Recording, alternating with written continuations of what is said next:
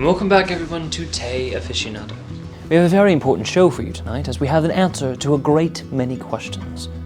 There has been chaos in the streets for the last 4 years, as the world has been without the most delicious tea. We are joined by the one and only, the extraordinary Belingo. Now, Belingo, before we start, may you remind me how to say your last name? Is it Switzerland? Oh, my last name? I actually don't have a last name anymore. Where did it go? I got divorced. Understood, okay. When is the last time that tea touched your sweet lips? Touched my lips specifically? I'd say 3 or 4 years. The sudden change from being the most famous tea maker and gatherer across the world to up and abandoning it. How did that come about? That is a good question. I used to always say is tea is love, tea is life, And it saved me. Yes, as a matter of fact, many of our viewers say it every night before they go to bed. Sort of ritual. Well, what I've actually come to learn is that tea is also heartbreak. And that sometimes in life, when you love something, you have to be able to let it go. And that's what tea was for me, is that chapter was closed, it's time to move on, and that's that. This heartbreak you speak of, a girl? Yes, it was a girl. You can't let a girl get in the way of the world's tea. Yeah, I mean, there's other teas out there, and... No. There are not teas out there like yours. I don't care what people get in the store, got by Robert Pattinson or whoever else gathers these nowadays. Over here, if you look down here, we got some Prince Piss La La La. That's perfect for... It's not Belingo. It's not you.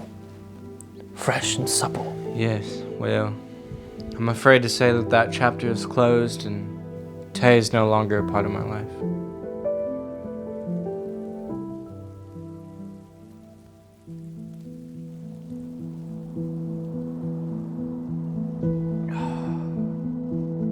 Tegan, what are you doing here? I saw you in the Tea Aficionado article. Well, a version of you. How are you? I'm good. I'm very good. I see. I've missed you, Belingo. My heart's been black without you. Black, huh? Almost like a black tea? Yes, like a black tea. With honey? No, just black. Don't pretend we don't see how miserable you are. I know your trapped feet just cry for the soil, and your hands, they haven't touched leaves in how long now? I do. I do long for the leaves of Moschenta. My feet crave the soil. I miss tea. Not a single day goes by when I don't think about tea or you, Tegan. I miss everything about it. I miss traveling. I miss even the coyote poop. I miss being naked, really naked, like not just naked, but vulnerably naked. I drink coffee. Coffee is disgusting. I hate it. I don't think there's a person alive that likes coffee. But that's who I am now. I had to give up tea and I had to give up you. I had to close that part of my heart. And I think it's time you do too. I left because I was scared you were too good for me. You're the best tea maker in the world, Belingo. I was. But I'm not that man anymore. I think you still are. What is this? It's what you've been looking for. It's the bippin. The bippin. This makes the bippin berry. Yeah. Oh, you have no idea how long I've looked for this. Where did you find it? Just foraging in a Walmart parking lot. It smells like old Cheetos under a couch, like a retirement home full of young people. It has amazing qualities. It helps with healing and makes you great at bowling. I haven't felt like this in years. I know. And you said earlier that this has healing properties. And Belingo, I want us to heal too.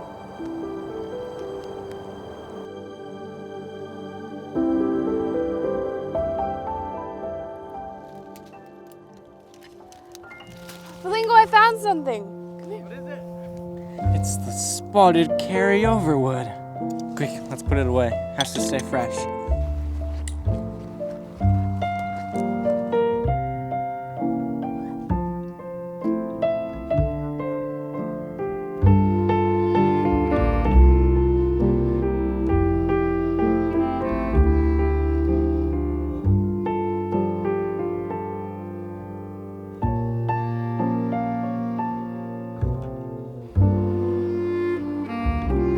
It's the Roman Octavius fern.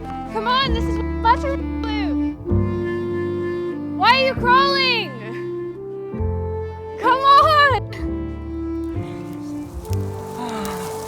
It's the magical lemon tree that only grows in the forests of Washington. It's taken! It's known to have abilities to make you really good at bowling and skateboarding, and makes you a good cook like Gordon Ramsay but with less anger issues. And it smells like a lime. Really feel the chai inside of you. All right, Tegan, I'm gonna teach you some of the techniques I've learned. First thing I do once I'm out in the marshland is I take my shoes and my socky pockies off. All right, now that we've got our feet off and we're in the marshland, I'm gonna teach you an ancient trick. It's called bloody feet. So what you're gonna do is walk on as many sticky bushes as you can and get your feet just a little bit bloody, and it actually adds a lot of flavor to the tea. Oh, ow, okay, these are actual real sticker bushes.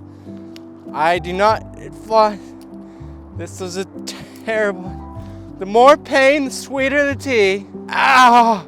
Remember, no pain, no tea. There's some real pricklies out here. It's like my ex-wife's legs. I call this the wobbly log. One with nature, one with the tea. I like to imagine that I'm a hot pot of boiling water and I'm just gliding across this log. Ooh, prickly pricks are very common in the marshlands of the Pacific Northwest and also at your local fraternities. There's pricks everywhere. Now, actually collecting tea ingredients is a lot like being at your step-parents' house, because even though there's some moments of pain and agony and bitter cold and bitterness in general, you know that by the end of it, you'll be taking a nice, safe poop in your home. And that's how I like to think about collecting tea, is wow, we got a lot of pricklies here. This is like a Matrix scene you're about to watch unfold. Ow! Tegan, I was going for the maple fern, got a bit greedy. You know, I bet with all the Scotch broom we just pulled, we can make a nice Scotch whiskey. Tegan, how do you feel to be dating the most powerful man in the world? Do you ever think about that? I think about that every night, like what it would be like from your perspective to be dating someone like me. And sometimes I have to pinch myself, you know, just gives me chills thinking about it.